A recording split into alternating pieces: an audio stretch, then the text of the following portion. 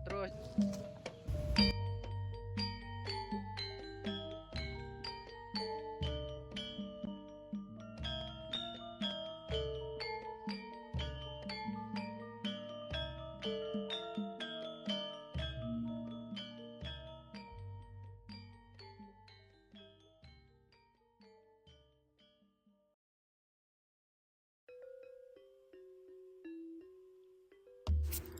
Alkisah pada zaman dahulu di tanah Prayangan, ada sebuah kerajaan yang dipimpin oleh seorang raja yang ditemani oleh seorang ratu dan memiliki seorang putri. Putri tersebut bernama Dayang Sumbi yang terkenal akan kecantikan dan juga kecerdasannya. Namun, ia juga terkenal dengan sifat manjanya. Di suatu pagi, di saat Dayang Sumbi sedang menenun, ia merasa tak enak badan. Selanjutnya, ia menjatuhkan pintalan benangnya ke lantai berkali-kali. Oh ya ampun, pintalan itu lagi-lagi terjatuh.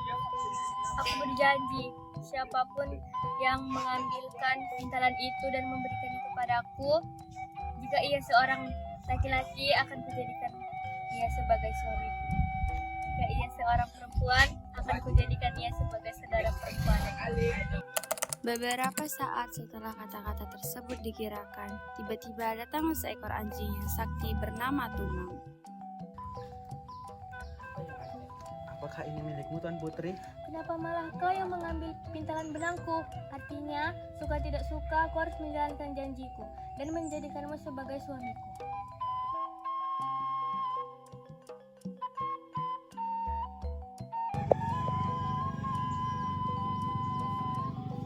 Dayang Sumbi, jangan katakan kepada anak kita bahwa akulah ayahnya.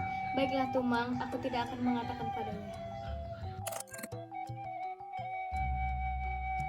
Ananda Sangkuriang,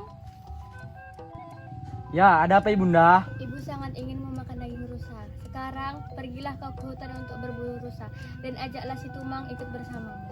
Baiklah ibunda. Setibanya Sangkuriang di hutan.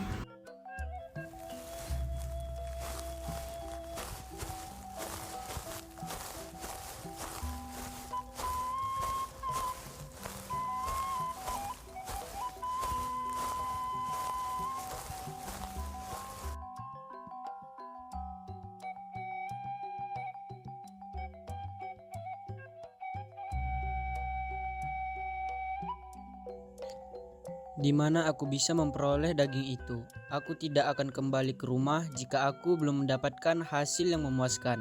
Jika aku tidak mendapatkan hasil, maka terpaksa aku tancapkan tombak ini ke tubuh si Tumang sebagai ganti hewan buruanku yang tak kunjung kudapatkan.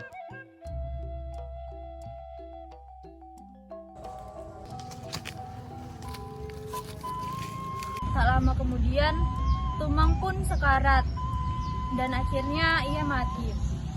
Sesampainya Sangkuriang di rumah, ia langsung memberikan daging Tumang kepada ibunya. Bunda, ini daging rusa yang besar hasil dari buruanku. Terima kasih anakku, kamu sangat lihai dalam berburu daging.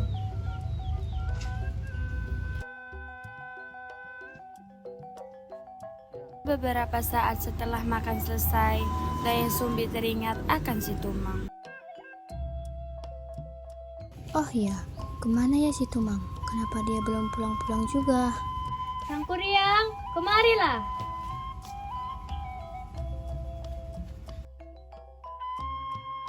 Iya bunda, ada apa gerangan? Kau tahu di mana si Tumang? Kenapa dia belum pulang juga ya? Maafkan aku ibunda, Stumang telah mati di tanganku. Daging yang semalam kuberikan bukanlah daging rusa, tetapi daging Stumang. Apa? Jadi daging yang kemarin kau suguhkan pada ibumu adalah daging si Tumang? Ya, benar sekali bunda. Dasar anak tak tahu diri. Pergi sana! Dayang Sumbi begitu marah mendengar cerita tersebut. Dengan refleks dan disertai amarah, Dayang Sumbi pun memukul Sangkuriang dengan benda yang dipegangnya. Sangkuriang pun terluka cukup parah.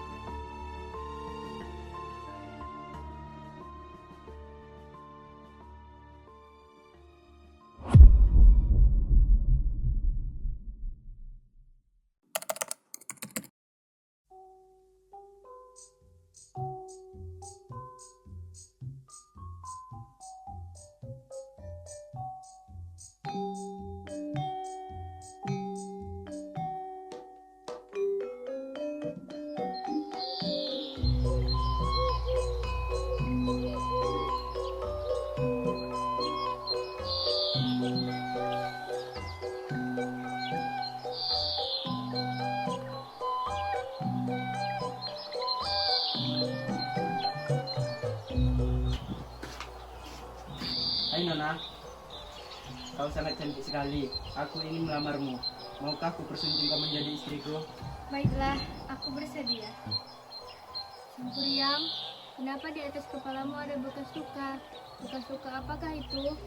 Oh ya, aku dulu pernah dipukuli oleh ibuku sendiri karena aku telah membunuh anjing kesayanganku. Ya Tuhan, ternyata kau adalah Sangkuriang anakku. Bagaimana ya ini? Aku tidak mungkin nikahi anakku sendiri. Aku harus cari cara untuk menggagalkan pernikahan ini.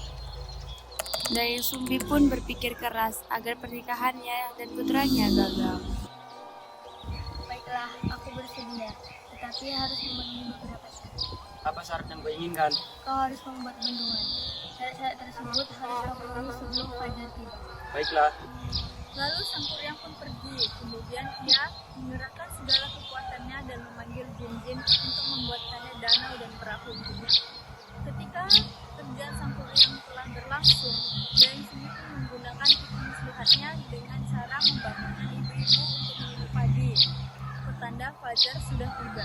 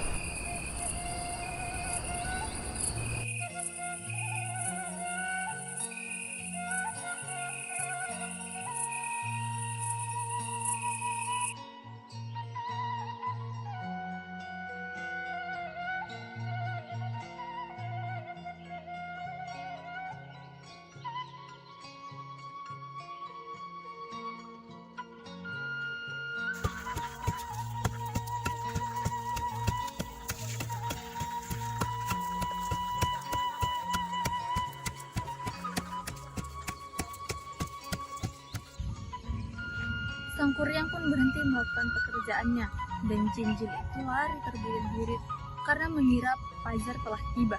Namun Sangkuriang menyadari bahwa itu hanyalah tipu muslihat dari Dayang Sumbi. Sangkuriang marah dan mengutuk Dayang Sumbi. Lalu ia merusak bendungan yang setengah jadi ia buat bersama jin-jin itu. Dengan amarah yang tak tersalurkan, ia menendang perahu itu jatuh dalam keadaan terbalik. Perahu tersebut menjadi sebuah gunung yang bernama Tangkuban Perahu.